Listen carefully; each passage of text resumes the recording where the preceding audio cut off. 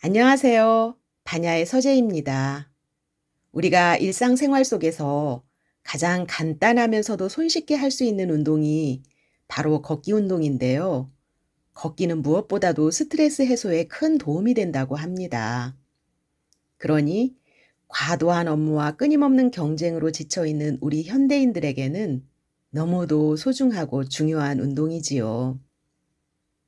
이누이트족이라는 에스키모인들은 화가 치밀어 오르면 하던 일을 멈추고 무작정 걷는다고 알려져 있는데요. 그들은 아름다운 풍경을 바라보며 걸으면서 요동쳤던 마음을 가라앉히곤 했던 것 같습니다. 저도 마음이 불안해지거나 지칠 때, 머리가 복잡할 때는 얼른 운동화를 꺼내 신고 밖으로 나가서 한 걸음 한 걸음 걸음에 집중하며 걷곤 했었는데요.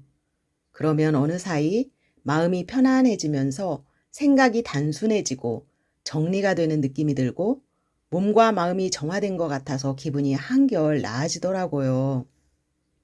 더구나 햇빛을 쬐면서 걷게 되면 행복 호르몬인 세로토닌이 많이 분비가 된다고 하잖아요. 그랬기 때문에 마음의 안정감과 평화로움을 되찾곤 했던 것 같습니다. 그리고 저번 영상에서 말씀드렸듯이 요즘에는 맨발 걷기까지 하니까 시너지 효과가 더 큰 것 같아요. 갑상선 쪽이 좀 안 좋았는데 많이 좋아졌습니다. 산에서 맨발로 걷고 있으면 신기해 하시면서 지나가시다가 얘기를 걸어오시는 분들이 계시는데 좋으니까 하시라고 권하면 뭔가에 찔릴 것 같다며 못하시겠다는 분들도 계셨고 신발과 양말을 벗었다 신었다 하는 것이 번거롭다는 분들도 계셨어요. 여러분들도 맨발 걷기는 아직 못하시더라도 운동화를 신고 걷는 걷기 운동만큼은 꼭 하셨으면 합니다. 그렇게 걷다 보면 언젠가는 하실 수 있는 용기가 생기실 것입니다. 또한 현대인의 30% 이상이 불면증에 시달린다고 하는데요. 수면 호르몬인 멜라토닌은 세로토닌으로부터 생성이 되기 때문에 많이 걷게 되면 저녁에 숙면을 할 수 있다고 합니다. 이처럼 걷기는 심신을 단련시켜주고 삶을 풍요롭게 해주는 등 여러모로 좋은 점이 아주 많은 운동입니다. 앞으로는 100세 시대라고들 하는데 이제는 단순히 오래 사는 것보다 얼마나 건강하게 사느냐가 더 중요한 화두가 되었습니다. 몸과 마음의 건강을 지키는데 걷기만큼 가성비가 좋은 운동이 있을까요? 오늘은 이런 걷기에 대한 중요성을 일깨워주고 있는 책이 있어서 함께 살펴보려고 합니다. 바로 병의 90%는 걷기만 해도 낫는다. 저자는 나가오 가즈히로 박사님이시고요. 북라이프 출판사입니다.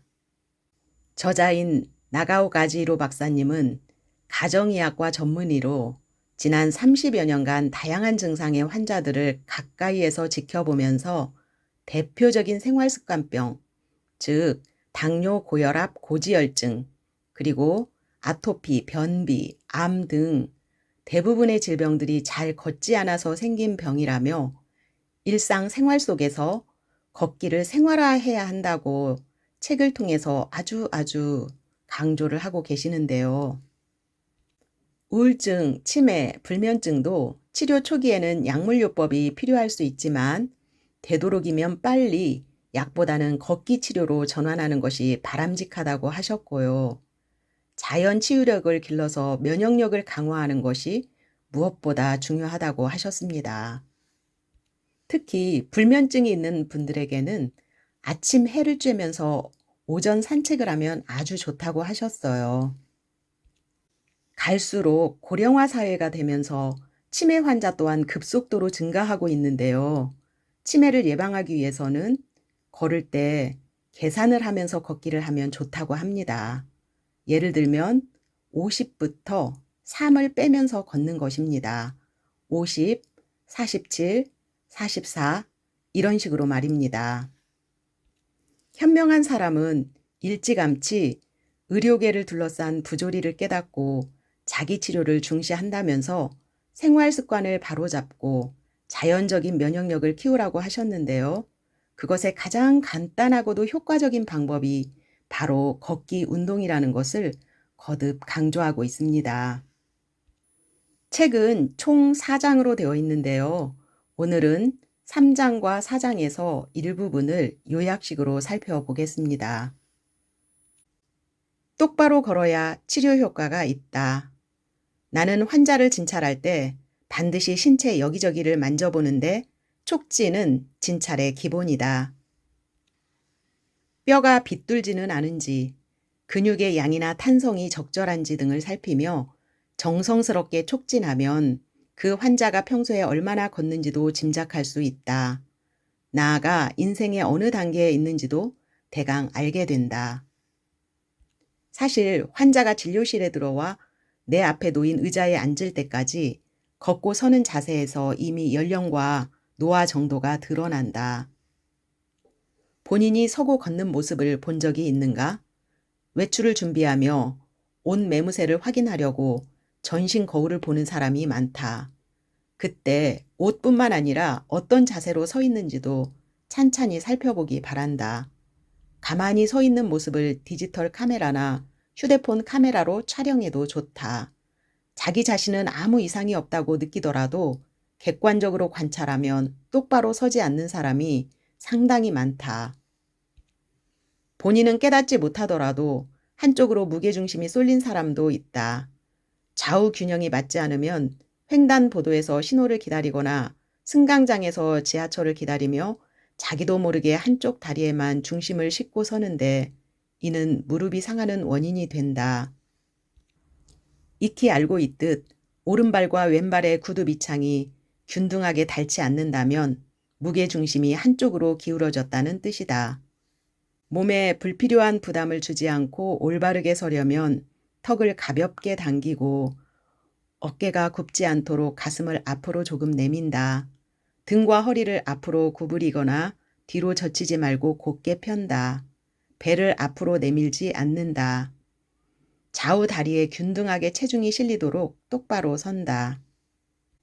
배꼽 아래 부분인 단전, 팔과 몸통을 연결하는 부위에 있는 견갑골, 그리고 골반만 의식하면 자연스럽게 턱, 어깨, 가슴, 등, 배, 허리, 다리의 위치가 바로 잡히는 것이다. 골반을 앞으로 기울여라. 골반을 조금 앞으로 기울인다는 대목에서 고개를 갸우뚱하는 사람도 있을 것이다. 애당초 골반을 움직일 수 있을까? 일상생활에서 일부러 골반을 움직일 일은 거의 없다. 따라서 이해하기 어려운 동작이므로 간단히 보충한다. 골반은 허리 부분의 모든 뼈를 총칭한다. 구체적으로는 좌우 두 개의 볼기뼈, 관골과 그 가운데에 있는 한 개의 엉치뼈, 천골을 더한 세 개의 뼈로 구성된다. 참고로 좌우에 볼기뼈가 이어진 모습을 가리켜 하트 모양, 나비의 날개 모양이라고도 한다. 몸통이 골반 위에 놓이기 때문에 골반은 상반신과 하반신의 움직임을 연결한다. 그런데 왜 골반을 조금 앞으로 기울이는 편이 좋을까?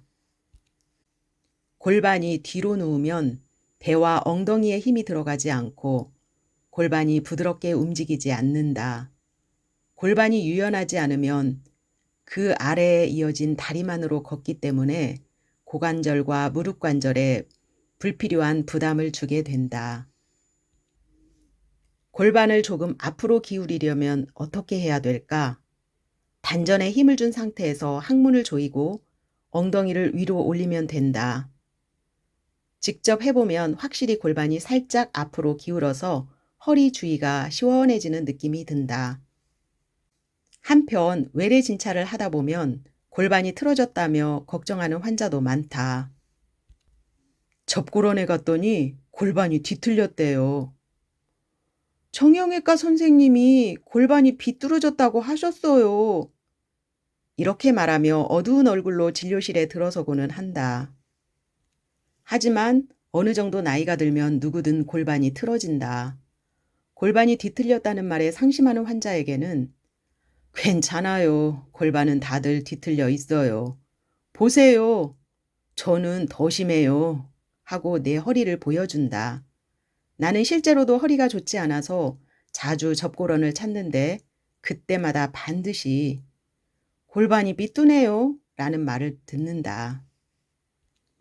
뒤틀려 있어도 크게 문제되지 않으니 여유롭게 교정한다는 마음으로 바른 자세를 유지하면 된다. 단전에 힘을 주고 항문을 조이고 엉덩이를 올린다. 이 말을 떠올리며 틈틈이 골반을 의식하자. 팔꿈치를 뒤로 최대한 당겨라. 단전, 견갑골, 골반을 의식해 바르게 서는 방법을 익혔다면 다음은 걷기다. 책을 내려놓고 평소처럼 걸어보자. 가능하면 전신이 비추는 거울 앞에서 자세를 확인하기 바란다. 등을 구부리고 걷는가? 고개를 앞으로 내미는가? 배를 내밀고 걷는가? 한쪽 어깨가 내려갔는가? 위의 질문에 해당하는 사람은 단전, 견갑골, 골반을 의식해 바르게 서기를 떠올리자. 이제 다음을 확인한다. 팔이 움직이지 않고 제자리에 있는가? 다리만 움직이며 터벅터벅 걷는가? 걷고 서는 모습에 나이가 드러난다고 했는데 특히 나이가 가장 많이 보이는 부분은 팔이다. 나이가 들면 다리만 써서 걷는 사람이 많다. 팔을 흔들면서 걸어야 젊어져요 라고 조언하면 열심히 팔을 휘젓지만 앞으로만 내미는 사람이 대부분이다. 나이는 걸을 때 팔꿈치를 얼마나 뒤로 당기는가에 나타난다. 특히 팔꿈치의 위치가 중요한데 행진할 때처럼 팔꿈치를 배보다 앞으로 내밀면 안 된다.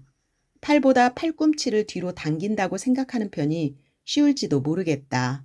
의식적으로 팔꿈치를 뒤로 당기면 자연스럽게 앞으로 되돌아간다. 왜 팔꿈치가 중요할까? 팔꿈치를 뒤로 당기면 견갑골이 움직이기 때문이다. 즉, 움직일 곳은 팔이 아니라 견갑골이다. 견갑골 주변은 온몸에서 근육이 가장 많다. 그 큰 근육을 움직이며 걸어보자. 하반신뿐 아니라 상반신도 사용해 전신으로 걷는지가 최대 관건이다. 팔꿈치 뒤로 당기기와 바른 자세 유지하기, 이 두 가지만 유의하자. 자연스럽게 전신으로 걷게 될 것이다. 걸으면 머리가 좋아지는 두 가지 이유. 걸으면 극적으로 머리가 좋아진다. 여기에는 간접적인 이유와 직접적인 이유가 있다. 먼저 간접적인 이유를 살펴보자. 뇌 기능이 떨어지는 가장 큰 원인은 뇌에 도달하는 산소를 받아들이는 양이 줄기 때문이다. 호흡을 통해 들이마신 산소는 혈액을 타고 뇌를 비롯한 온몸으로 공급된다. 이때 뇌에 도달하는 산소의 양을 늘리기 위해서는 체내에 들어오는 산소를 빨아들이는 힘을 키우는 방법과 혈액순환을 촉진시키는 방법이 있다. 최대 산소 섭취량은 약 1분 동안 최대한으로 섭취할 수 있는 산소의 양을 가리키는데 흉곽이 클수록 섭취량도 높아진다. 나이도 영향을 미쳐서 일반적으로는 20세 전후에 최고에 달하고 그 이후에는 점점 감소한다고 알려져 있다. 그러나 안심하시기를 유산소 운동을 하면 최대 산소 섭취량을 끌어올릴 수 있다. 물론 아무리 노력해도 35세 무렵이 최대지만 유산소 운동을 하는 사람과 하지 않는 사람은 당연히 차이가 있다. 걷기가 습관화된 사람은 산소를 들이마시는 힘이 좋아지므로 뇌에 도달하는 산소가 늘어나 뇌의 노화를 늦출 수 있다. 혈액순환 역시 걸으면 좋아진다. 신선한 산소를 머금은 혈액은 심장에서 출발해 동맥을 타고 온몸 구석구석을 여행한 다음 정맥을 타고 노폐물 등을 회수하며 심장으로 돌아온다. 그런데 심장에서 가장 멀리 떨어진 다리에서 심장으로 돌아오려면 중력을 거슬러야 한다. 이때 혈액이 다시 돌아가도록 돕는 것이 근육이다.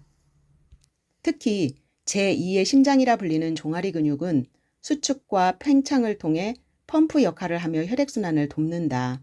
걸을 때는 종아리를 사용하므로 다리에서 심장까지 혈액이 밀려 올라가 혈액순환이 좋아진다. 한때 종아리 마사지가 큰 인기를 끈 적이 있다. 종아리를 주무르면 혈액순환이 좋아지고 오래 살 수 있다고 주장한 책 한 권이 계기였다. 제2의 심장인 종아리를 마사지하는 것은 분명히 좋은 방법이다. 하지만 마사지만으로는 부족하다. 걷기야말로 종아리를 단련하고 혈액순환을 돕는 최고의 건강 요법이다. 결론적으로 걸으면 머리가 좋아지는 첫 번째 이유는 산소 섭취량이 증가하고 혈액순환이 좋아져 산소가 뇌에 골고루 퍼지기 때문이다. 두 번째 이유는 조금 더 직접적이다. 손, 발, 눈, 귀 등 우리의 신체는 외부의 정보를 받아들여 뇌에 전해주고 뇌의 명령을 받아 움직이는 뇌의 출장 기관이다. 그러니 뇌의 출장 기관을 움직이면 뇌를 직접 자극하는 것과 같다. 다시 말해 손과 발을 움직이면 뇌를 사용하는 것이나 마찬가지다. 실제로 손이나 발을 사용하면 뇌의 신경세포가 자극을 받아 시냅스라는 신경세포의 접합부가 연장된다. 연장된 시냅스는 다른 신경세포와 연결되면서 새로운 신경회로를 만들어낸다. 이것이 걸으면 머리가 좋아지는 직접적인 이유다. 머리가 좋다는 말은 뇌과학적으로 어떤 의미일까? 간단히 말하면 뇌 안의 신경세포가 풍부하고 신경끼리 잘 연결된 상태를 가리킨다. 갓난아기는 신경세포의 수가 굉장히 많은 반면 신경회로는 매우 엉성한데 한 살 한 살 나이를 먹을 때마다 외부 세계에서 다양한 자극을 받아들여 놀라운 속도로 확장된다. 만들어진 신경회로는 어느 정도의 나이를 정점으로 파괴되기 시작하지만 재생할 수는 있다. 걸으면서 손발을 사용하면 신경세포가 자극을 받아 다시 연결되기 때문이다. 사실 뇌 내 신경세포의 수도 마찬가지다. 예전에는 태어난 직후에 신경세포가 가장 많고 그 이후로는 점점 줄어들 뿐이라는 것이 정설이었지만 최근 연구에 따르면 뇌에 있는 신경줄기 세포가 신경세포를 증가시킨다는 사실이 밝혀졌다. 걷기는 신경 사이의 네트워크를 활성화하고 신경세포의 수를 늘리는 비결이다. 책을 읽으면 그때까지 몰랐던 새로운 지식을 습득할 수 있고 사고가 촉발돼 새로운 아이디어가 떠오르기도 한다. 독서와 똑같은 효과를 걷기에서도 얻을 수 있다. 이렇게 꾸준히 걷기 운동을 잘하면 무엇보다 뇌가 건강해져서 창의적인 아이디어가 샘솟게 되고 사고가 확장되어 삶이 풍요로워지게 되니 걷기야말로 인생을 바꾸는 놀라운 힘을 가지고 있다는 것을 알 수 있습니다. 여러분들도 일상생활 속에서 틈틈이 잘 걸으셔서 몸과 마음이 건강해지시고 삶이 풍요로워지시기 바랍니다. 지금까지 반야의 서재였습니다. 행복한 시간 되십시오.